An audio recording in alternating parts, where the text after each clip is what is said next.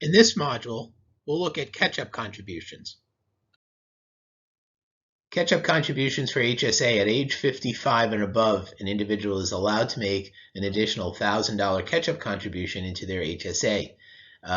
HSA owners do not have to wait for their actual birthday to make that catch-up contribution. So if you're turning 55 in May, you can make that full catch-up contribution as early as January if you want to get that money into an HSA and invest it and build it.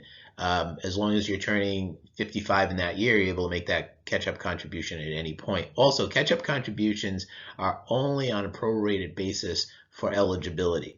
Okay, so even if you turned HSA eligible, like Sandy here in the dark blue, on December 31st, she's able to make that full catch-up contribution for 2020, even though she turned 55 on the last day of the year. Okay, but catch-up contributions are again on a prorated basis for eligibility. So if you're not HSA eligible for the full year, then you make a prorated amount for that year. Again, looking at that full contribution rule, if you're HSA eligible on the last day of the month, you're still able to make the full contribution. But if you were only HSA eligible for the first 6 months, then you would only be able to make a $500 catch-up contribution.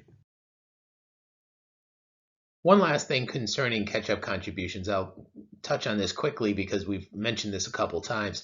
Catch-up contributions have to be made into the individual's HSA. So if you have a married couple, as we have here, how they want to handle the $7,200 for a family HSA contributions is entirely up to them. But in this case, Jack and Diane has to put at least $1,000 into her HSA. She can't make her catch-up contribution into her husband's HSA and vice versa. If you still have questions with regards to this module, please email us at info@accesspointhsa.com.